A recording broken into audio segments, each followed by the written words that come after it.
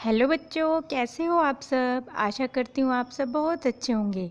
AGT channel पर आप सबका स्वागत है और जिन जिन ने सब्सक्राइब करके मुझे प्यार दिया है उन सब का बहुत बहुत धन्यवाद। और बाकी बच्चे भी जिन्होंने अभी तक सब्सक्राइब नहीं किया है तो प्लीज़ प्लीज़ प्लीज़ मेरे चैनल को सब्सक्राइब करें, लाइक और शेयर भी करें। और हाँ, आप यदि घंटी का बटन दबाते हैं तो आपके पास सबसे पहले मेरी वीडियो आ जाएंगी। तो प्लीज़ बच्चों, चैनल को सब्सक्राइब ज़रूर करना। चलिए देखते हैं आज की कहानी। क्या खास है आज की कहानी में। जैसा कि आपने थंबनेल देखा होगा, अपनों से धोखा दोस्तों से प्यार। ये एक ऐसी कहानी है जिसमें अपनों से धोखा मिलता है लेकिन अपने दोस्तों से हमें बहुत प्यार मिलता है। हमारे सभी दोस्त बहुत अच्छे होते हैं जो हमें खूब प्यार करते हैं। तो ये 3 दोस्तों की कहानी है। ये सब सोच रहे थे कि गर्मियों की छुट्टियों में हम सब कहाँ जाएंगे। चींची कौवा था, जो कौवे का बेटा था चींची था। जो चिड़िया का बेटा था वो खुशू था। और जो अन्य पक्षी है वो भी उनके पास बैठा हुआ बातें कर रहा था। चींची कह रहा था, मैं तो कल सुबह होते ही अपने मामा के पास चला जाऊंगा। नानू चिड़िया का बेटा बड़ा उदास बैठा था। तो चींची ने कहा, खुशू तुम क्यों नहीं जा रहे हो। उसने कहा, मेरे मामा तो हमें बुलाते ही नहीं हैं, मैं कैसे जाऊं। मम्मी कहती है कि हमारे मामा से तो हमारी लड़ाई हो रखी है, हम नहीं जाएंगे मामा के घर। तो चींची कहता है, अरे ये बात है। अरे मेरे मामा के तो बड़े मीठे मीठे फलों के बाग हैं, मैं तो वहाँ जाऊँगा और खूब मज़े करूँगा। चलो अब घर चलते हैं ताकि जल्दी से हम जाकर तैयारी कर सकें। इस तरह से सभी पक्षियों के बच्चे अपने अपने घोंसलों में चले गए। तब चींची की मम्मी गोरी कौवी उससे कहती है, अरे चींची तू कहाँ था इतनी देर से, चल जल्दी आराम कर ले, फिर सुबह तुझे नानी के घर भी जाना है, तेरे मामा तेरा इंतज़ार कर रहे होंगे। तो चींची बताता है, मम्मी खुशू के यहाँ तो कहीं भी जाने का नहीं है, वह तो गर्मियों की छुट्टी में यहाँ अकेला रहेगा इसीलिए उदास है, हम उसी से बात कर रहे थे। तो गौरी कहती है, अच्छा रानू चिड़िया का बेटा क्या कह रहा था। तो चींची बताता है कि उसके मामा उससे गुस्सा हैं, उसकी मम्मी से शायद गुस्सा हैं, इसलिए वह अपने मामा के घर नहीं जा सकता। मामा क्या हम उसको अपने मामा के घर ले जा सकते हैं। तो गोरी कौवी कहती है, हाँ हाँ सुबह होती है तो सोचेंगे, अभी तू सो जा, सोएगा तो तभी जल्दी जा पाएगा, चल जल्दी से सो जा। और चींची सो जाता है। उधर खुशू अपनी मम्मी रानू से कहता है, मम्मा कल सभी बच्चे अपने मामा के यहाँ जा रहे हैं और मेरा क्या होगा, मुझे तो बहुत चिंता हो रही है, मैं तो अकेला रह जाऊँगा, किसके साथ खेलूँगा और उड़ूँगा। तो उसकी मम्मा कहती है, बेटा हम क्या करें, तुम्हारे मामा ने तो हमें बहुत बड़ा धोखा दिया है। तो खुशू कहता है, अच्छा तो मुझे बताओ क्या कहा मामा ने जो आप वहाँ नहीं जाती हो।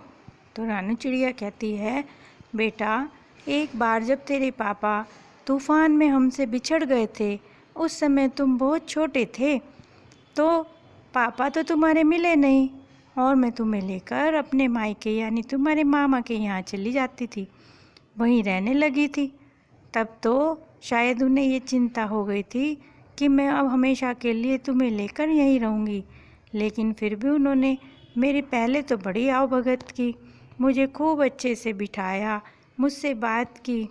और एक दिन मेरे भाई ने मुझसे कहा, रानू दीदी आप इस प्रॉपर्टी के कागज़ पर साइन कर दो।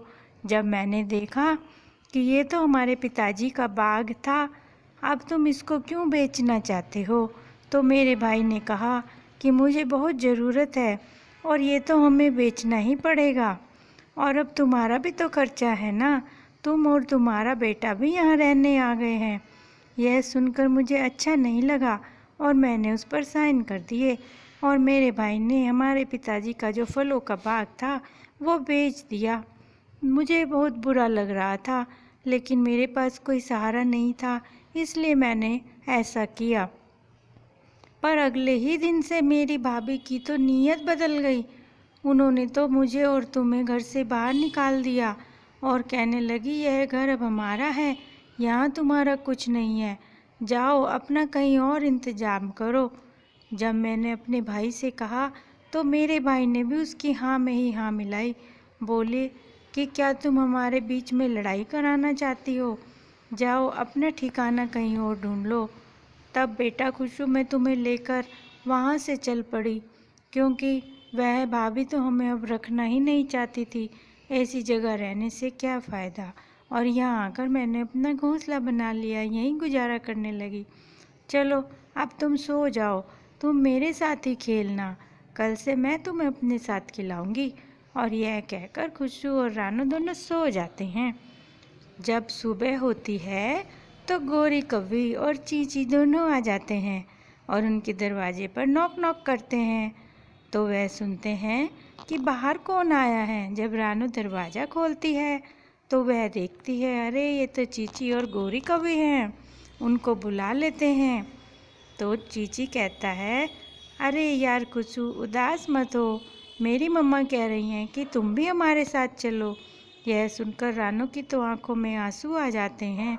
वह सोचती है कि मेरा बच्चा तो इस कारण से बहुत उदास था, इन्होंने बहुत अच्छा काम किया है। लेकिन वह गौरी से कहती है, गौरी बहन तुम अपने भाई के यहाँ हमें कैसे ले जाओगी, अगर तुम्हारे भाई ने कुछ कहा तो क्या होगा। पर गौरी कव्वी कहती है, नहीं नहीं वह कुछ नहीं कहेगा, आप दोनों मेरे साथ चलो और वह हमें देखकर बहुत खुश हो जाएंगे। मेरा भाई और भाभी तो बहुत अच्छे हैं और वहाँ हमारे बच्चों का भी मन लगेगा, 2-4 दिन रुककर हम फिर वापस आ जाएंगे। वह खुशी के कारण उनके साथ चली जाती है। जब वह गौरी कव्वी के भाई के घर जाती है तो वे बहुत स्वागत करते हैं, उनके लिए तरह तरह के ड्रिंक मंगाते हैं, खाने मंगाते हैं, आओ भगत करते हैं, खूब वेलकम करते हैं। इससे रानू भी बहुत खुश होती है और गौरी भी बहुत खुश होती है। कई दिन तक वह उनके साथ वही मेहमानदारी में रहते हैं और उन सबको बहुत अच्छा लग रहा था। उसकी भाभी और भाई दोनों ही बहुत अच्छे थे, बच्चे भी बहुत खुश थे, आपस में खेलते रहते थे। कई दिन बीत जाने के बाद सभी अपने अपने घर वापस आने लगे। वो बहुत खुश थे और कह रहे थे कि तुम्हारे भाई भाभी तो बहुत अच्छे हैं और मेरा यहाँ पर बहुत मन लगा। खुशबू भी चीची को धन्यवाद दे रहा था कि यहाँ तो मेरा बहुत ही मन लगा। इस तरह से वह वापस आ जाते हैं और रानू और खुशबू अपने घोंसले में आकर उनकी खूब तारीफ़ करते हैं। कहते हैं, खुशबू कहता है, मम्मा मेरा तो बहुत ही मन लगा, अब आगे से इसी तरह से हम कहीं ना कहीं घूमने ज़रूर जाया करेंगे। रानू उसको बहुत प्यार करती है और कहती है, चलो बच्चों सो जाते हैं। तो बच्चों कैसी लगी ये कहानी? आप सबका कहानी सुनने के लिए बहुत बहुत धन्यवाद। फिर मिलते हैं एक नई कहानी के साथ, तब तक के लिए बाय बाय।